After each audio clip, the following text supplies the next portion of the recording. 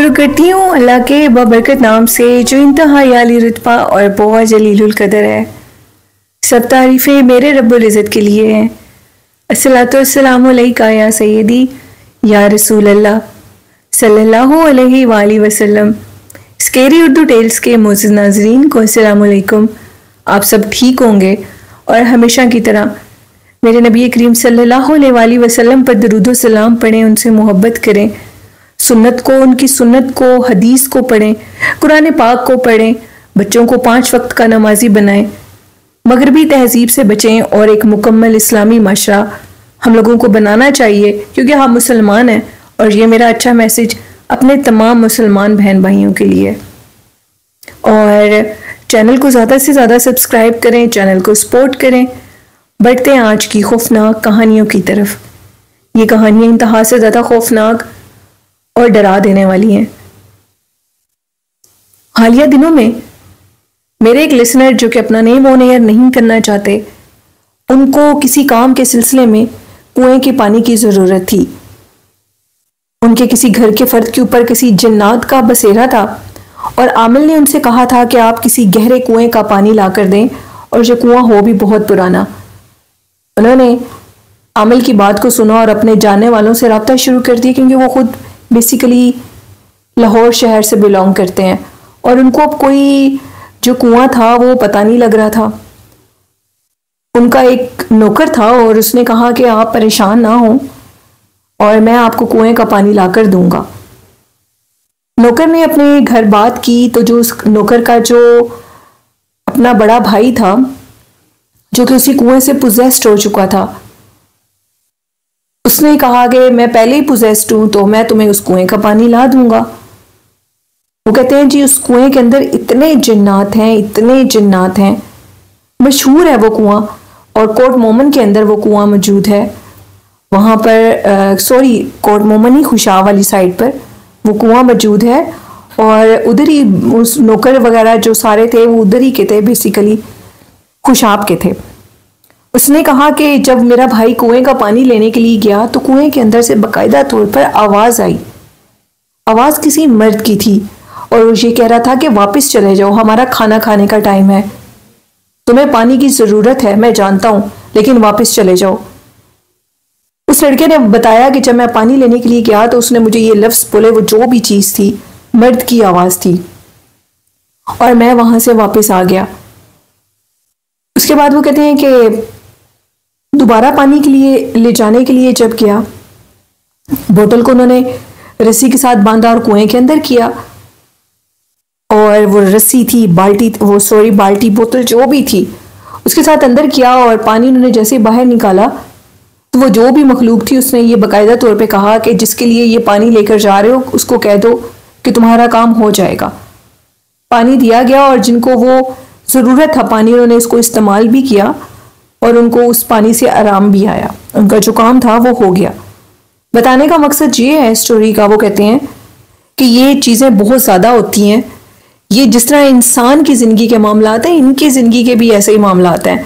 आप इनको इग्नोर नहीं कर सकते, चाहे कोई माने या ना माने, हर इंसान की ज़िंदगी में इनका असर है, इनका अमल दखल है। जितना भी कोई मॉडर्न हो जाए, जितना भी कोई जहाँ मर्जी चला जाए, उसके साथ ये वाक़यात पेश ज़रूर आते हैं। और ये कहानी थी मेरे एक लिसनर की जो कि अपना नेम नहीं बताना चाहते। बहुत से लिसनर्स हैं, प्राइवेसी रखनी होती है, वो अपना नेम नहीं बताना चाहते, तो ये उनकी मर्जी है। बढ़ते आज की नेक्स्ट खौफनाक कहानी की तरफ। ये खौफनाक कहानी मेरे साथ शेयर की है अकबर ने कराची से। अकबर कहते हैं कि मेरे वालिद साहब का एक्सीडेंट हो गया था। वो पेशे से मजदूरी का काम करते हैं। मुझे अचानक से कॉल आई कि आपके अब्बू का एक्सीडेंट हो गया और उनकी जो टांग है बुरे तरीके से टूट गई है। उनकी खबर सुनते ही मुझे तो कुछ होश नहीं रही, मैं भी अपने काम पर था और मैं भागता हुआ अपने अब्बू की तरफ गया और हम उनको कराची अब्बासी शहीद हॉस्पिटल में लेकर गए। एक न्यू हॉस्पिटल है कराची शहीद अब्बासी हॉस्पिटल और एक ओल्ड है, और हम गलती से पुराने हॉस्पिटल में चले गए। हमें जाना न्यू में था लेकिन हम पुराने में चले गए। 3-4 लोगों से ये वाकयात हमने सुने थे, लेकिन ये वाकया जब हमारे साथ पेश आया तो हम हैरान रह गए। पहला वाकया ये कि मेरे अब्बू को जब हम उधर लेकर गए तो हम बिल्कुल, मैं नहीं जानता था कि हमने किस फ्लोर पे जाना है, तो हम गलती से फ्लोर नंबर 4 पे चले गए और फ्लोर नंबर 4 पर मुर्दा खाना भी है। मुझे पता लगा जब हम ऊपर गए तो बिल्कुल वीराना और खामोशी थी, कोई बंदा नहीं था। मेरे अब्बू के साथ मैं था, मेरे अब्बू थे और मेरा एक दोस्त था। हमने अब्बू को सहारा दिया हुआ था और उनको हम ऊपर की तरफ लेकर गए व्हील चेयर पे, और आगे भी हम लोग उन्हें बड़े मुश्किल से लेकर गए। अब अब्बू को हमने एक साइड पे बिठाया और खुद हम इधर उधर भागने लगे, तो अचानक से मैंने कमरे का दरवाजा खोला तो वो मुर्दा खाना था। वहां पर एक औरत खड़ी हुई दिखाई दी। औरत मुझे कहने लगी कि यहां से जाते हो कि किसी को बुलाऊं तुम्हें भगाने के लिए। मेरा दोस्त और मैं, उस औरत की शक्ल इतनी भयानक थी, इतनी भयानक थी, हम उसे देख के डर गए। उसने सही नर्सों वाला लिबास पहना था, लेकिन वो इतनी खौफनाक औरत थी, उसको देख के हम लोग डर गए और वहां से अप्पू को लिया और हम लोग लिफ्ट की तरफ गए। बड़ी मुश्किल से हम लोग लिफ्ट से नीचे उतरे और मेरी अब्बू की तो हालत आगे बड़ी खराब थी, टांग उनकी फुल सूज गई थी। और हम लोग नीचे गए, हमें कुछ पता नहीं कौन सी चीज, कौन सी वो आइडेंटिटी थी जो कि हमें ऊपर फ्लोर पर ले गई, वो भी 4 फ्लोर पे। तो एक जानने वाला था कि तुम लोग तो खुशकिस्मत हो, वो हमें नीचे हॉस्पिटल में मिला। उसने कहा कि ये औरत हमेशा सबको नजर आती है और मुर्दा खाने के अंदर होती है और इसने बहुत से लोगों को जख्मी भी किया है। हमारा एक दोस्त था जो कि गलती से 4 फ्लोर पे चला गया और उसके ऊपर इस औरत ने बाकायदा तौर पे हमला किया, और हमला सीजर यानी कैंची से किया। दूर से कैंची फेंकी और उसके कंधे में जाकर लगी। ये खूनख्वार वैशी मखलूक है और इस मुर्दा खाना में किसी अननोन पर्सन को आने नहीं देती, जो यहाँ पर सारी रात ड्यूटी देता है। उसके मुताबिक भी वो भी एक बड़ा हिसार करके इधर बैठता है। हिसार के अलावा वो मखलूक इधर किसी को टिकने ही नहीं देती। जो ओल्ड शहीद अब्बासी हॉस्पिटल है, वहां पर बहुत से लोग पोजेस्ड भी हुए हैं। अकबर कहते हैं कि अब्बू का तो बड़ी मुश्किल से इलाज हो गया, लेकिन डरते कांपते हम लोग उस हॉस्पिटल में आते थे कि हम लोग कहीं ऊपर फिर 4th फ्लोर पे ना चले जाएं। फिर मेरे अब्बू को तो हम लोग ठीक हो गए, 41 डेज लगे उनका, वो टांग का ऑपरेशन हुआ और उनकी वो पट्टियां करवाने में 41 डेज हम लोग आते जाते रहे। हम लोगों का एक और दोस्त था जो कि शहीद अब्बासी हॉस्पिटल में वो लड़का पोजेस्ड हुआ था। वो इतना पोजेस्ड हुआ था कि उसकी हालत बुरी हो गई थी, यहाँ तक कि वो खाना पीना छोड़ गया था। या तो वो पत्थर खाता था या लकड़ियाँ खाता था, जिससे उसके अपने दांत सारे टूट गए थे। जब उसको रोकने की कोशिश की जाती थी तो वो सारों के ऊपर हमला करता था, मारने लगता था। तकरीबन 9 महीने उसकी ये हालत रही। वो पागलों की तरह कभी इधर कभी उधर, कोई होश नहीं, कच्चा गोश्त खाता था। इतना खाता था कि उसे खाने की सेंस ही नहीं रह गई थी। बहुत सी जगहों से उसका इलाज हुआ और फिर उनके कुछ रिलेटिव थे जी इंडिया में, और उन्होंने कहा कि इसको इंडिया लेकर जाना होगा। वहाँ पर जी एक अल्लाह वाले हैं, निज़ामुद्दीन औलिया का दरबार है और उधर ही उनको ले आओ। अब उसके जाने में, वहाँ दरबार में जाने में बड़ी रुकावटें पैदा हुई। जब भी ये जाने का इरादा करते थे तो उनके घर में कोई ना कोई चीज़ को आग लग जाती थी। इवन के इलेक्ट्रॉनिक्स की सारी चीज़ें जल के राख हो गई थीं। इतनी जालिम वो मखलूक थी कि इनके घर पे या इनके जानने वालों के साथ कोई भी कुछ गलत होने लगता था तो वो मखलूक बता देती थी। बाकायदा तौर पे ये लड़का बैठ के ड्राइंग करता था और ड्राइंग में वो सारा स्केच बना देता था जो किसी के साथ होने वाला होता था, और हर टाइम इसके कंधों पे सवार रहता था। लकड़ी खाता था, पत्थर खाता था, मट्टी खाता था, खाना बिल्कुल नहीं खाता था जो इंसान खाते हैं। दीवारों में जोर जोर से सर मारता था और यूं लगता था कि दीवार के अंदर हम किसी लोहे को मार रहे हैं। इस तरह की आवाजें आती थीं। अब हालत इतनी खराब हो चुकी थी कि रस्सियों से बांध दिया गया था। हमें सबसे बड़ा डर ये था कि हम इसके साथ सफ़र करके इंडिया तक जाएंगे कैसे। वहाँ का टिकट मिलना, वीज़ा, सब कुछ बड़ा लंबा प्रोसीजर था। अल्लाह से दुआ की कि हम जल्दी से खैर खैरियत से पहुँच जाएं, और बड़ी मुश्किल से वहाँ का वीज़ा मिला, टिकट मिली। अकबर कहते हैं कि वो हमारा दोस्त फिर अपनी फैमिली के साथ उधर गया। वो जी ऊंचा ऊंचा चीखता था, मट्टी खाता था, कहता था मट्टी के शॉपर भर के साथ लेके जाने, और मट्टी के शॉपर उसने भरे होते थे। और जिन लोगों ने उनको उधर बुलाया था उन्होंने कहा था कि अब एक दफ़ा तुम इसको उधर ले आओ और ये जो करता है रास्ते में इसको करने दो। ले गए उसको उधर। अब जो अल्लाह वाले हैं वो औलिया कराम थे और अल्लाह के बड़ी महबूब शख्सियत हैं वो। उन्होंने अल्लाह के इश्क में शादी भी नहीं की, अल्लाह से मोहब्बत की। अल्लाह ने उनके दिल में अपनी इतनी मोहब्बत डाल दी थी कि उनको लोगों की होश ही नहीं थी कि इंसान से मोहब्बत क्या होती है। और जी उन्होंने, उनके दरबार पर कहा जाता है कि करामात है। अगर उनकी जालियों को कोई हाथ लगा ले पोजेस्ड इंसान तो उसको किसी आमिल के पास जाने की ज़रूरत नहीं है, वो खुद ही ठीक हो जाता है। अब वहाँ पहुँच जाने के बाद अब इस लड़के का उनकी जालियों तक पहुँचने का सफ़र भी बड़ा अजीब था। जैसे ये उधर इंडिया में पहुँचे तो पीछे से भी इनके घर के ऊपर हमले हो रहे थे। इनकी जो गाड़ी थी, गाड़ी को खड़े खड़े आग लगी गाड़ी के इंजन में। शुक्र ये है कि गाड़ी उस दिन गैराज में नहीं बल्कि घर से बाहर खड़ी थी। उनको जिसने बुलाया था उन्होंने कहा था कि जो हमले होते हैं इनको होने दो, अगर अपने बेटे को ठीक करवाना चाहते हो तो ये सारे हमले तुम्हें इग्नोर करने होंगे। चीज़ें तो दोबारा मिल सकती हैं लेकिन इंसानी जान दोबारा नहीं आ सकती। मेरे दोस्त के अब्बू ने यह फैसला कर लिया था कि मैं जैसे भी हो अपने बेटे का इलाज करवाऊंगा। नो मां उन्होंने इधर उधर जादूगरों के पास बड़े धक्के खाए लेकिन कोई भी चीज़ उसको निकाल नहीं सकी। वो एक जिन था जो कि अब्बासी शहीद हॉस्पिटल से उसके पीछे लगा और वो उसके ऊपर बुरे तरीके से सवार था।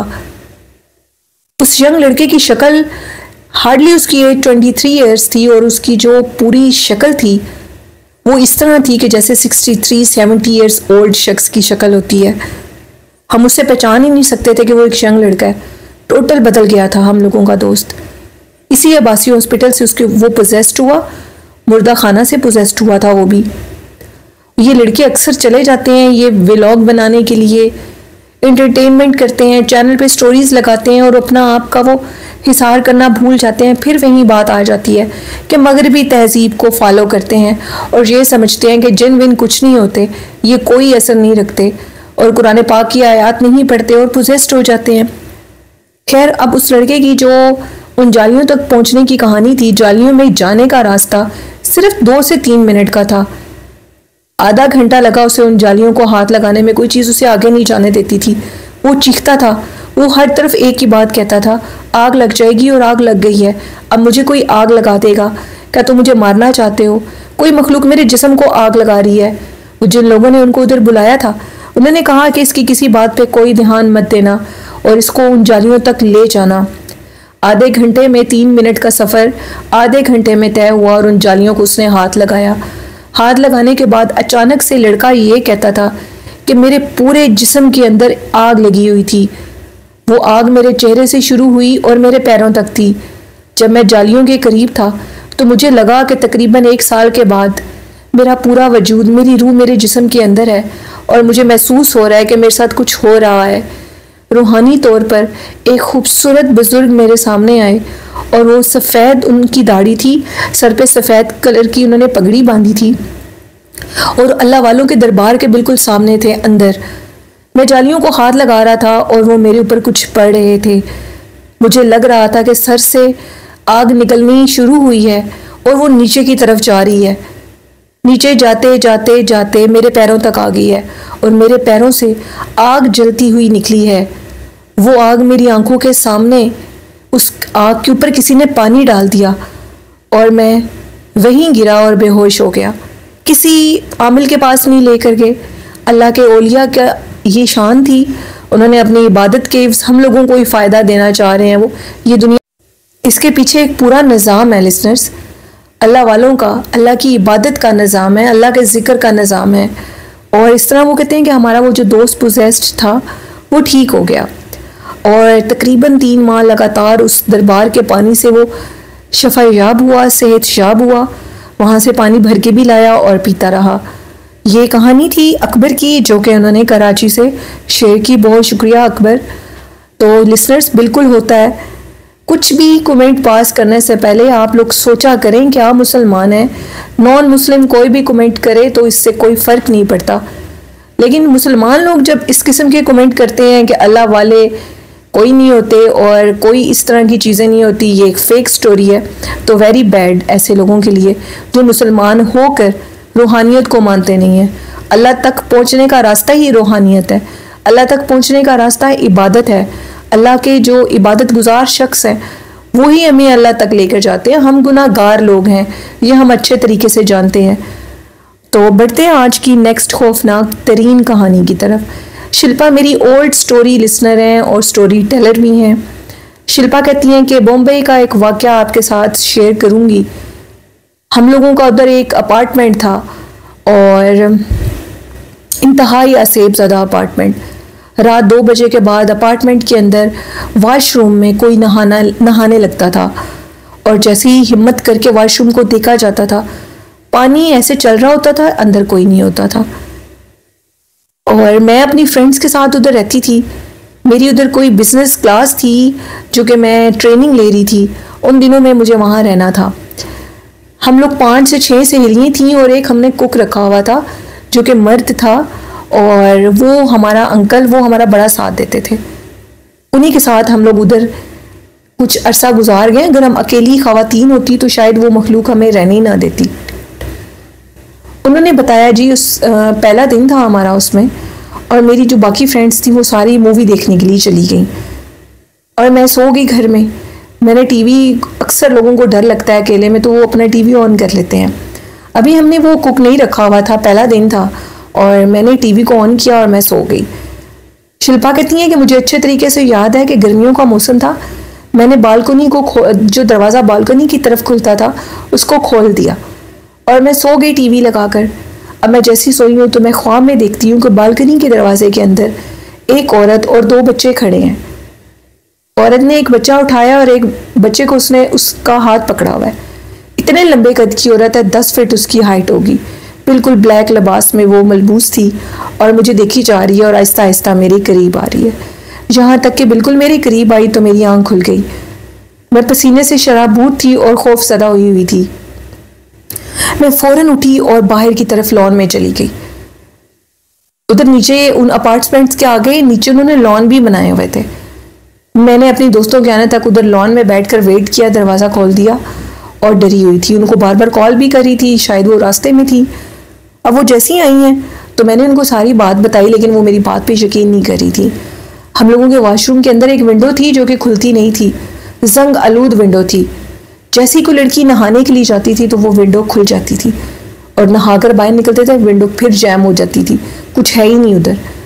फिर हमें उस अपार्टमेंट में बारी बारी सबके साथ वाकया पेश आया। वो औरत दीवार के अंदर से आती थी 2 बच्चों को लेकर। इतनी खौफज़दा, वो खौफनाक औरत थी, उसको देखकर ही इंसान का दम निकल जाए।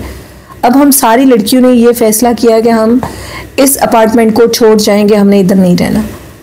तकरीबन 10 दिन के अंदर ही ये हमारी हालत हुई। तो हमें किसी ने बताया कि एक कुक है, उसको रख लें, किसी मर्द को भी साथ रखें, वो बूढ़े हैं और वो आप लोगों के साथ भी रहेंगे और आप लोगों को डर भी नहीं लगेगा। तकरीबन 70+ उनकी एज थी। खाने बड़े मज़े के बनाते थे और उस 3-4 अपार्टमेंट में वही खाना बनाते थे और हमने भी उनको रख लिया और हमने कहा कि हम बिल्कुल अकेली हैं तो आप हमारे साथ ही इधर रहें, आपको हम साथ वाला रूम दे देंगे। उन्होंने वो रूम ले लिया और कहा कि बेटा मैं तुम लोगों का ख्याल भी रखूंगा। अब उनको हमने रखा, हम लोग अपने काम पे चले जाते थे। उन्होंने तो पीछे से हमें कॉल शुरू कर दी और कहा मैं तो नहीं इधर रहूंगा, इसलिए कि इधर तो कोई चीज़ है वो टिकने ही नहीं दे रही, बार बार तंग कर रही है, दरवाजे उठाकर मारती है और दरवाजे खोल देती है। और मुझे किचन के अंदर उसने लॉक कर दिया है, मैं तो नहीं इधर रहूंगा, जितनी जल्दी होता है वापस आओ, मैं तो किचन के अंदर बंद हूँ। शिल्पा कहती है हम लोगों ये हम सबको कॉल की और हमारी एक फ्रेंड ने कॉल उठाई और वो जल्दी से वापस घर आई तो वाकई किचन के दरवाजे को बाहर से लॉक किया हुआ था। उन्होंने कहा एक औरत थी, इतनी लंबी औरत, एक बच्चे को उठाया था और एक बच्चा उसके साथ हाथ उसने पकड़ा हुआ था और वो मुझे कह रही थी कि निकलो इधर से, ये मेरी जगह है, मैं इधर किसी को रहने नहीं देती, तुम पहले हो जो इधर इतने दिन निकाल के हो, जल्दी से मेरे घर से निकल जाओ वरना मुझे निकालना खुद भी आता है। औरत इतनी खौफनाक थी, मेरे सामने खड़ी रही और फिर जोर से किचन का दरवाज़ा बंद हुआ और मुझे कुछ याद नहीं है कि फिर क्या करना था मुझे। शुक्र है कि उस दिन मोबाइल मेरा बाहर नहीं था, मोबाइल मेरे पास था। अब जब हमने उस अपार्टमेंट को छोड़ दिया तो साथ वाले सारे कहते थे कि तुम लोगों की हिम्मत है कि जो 20 दिन भी इधर गुजार गए हो।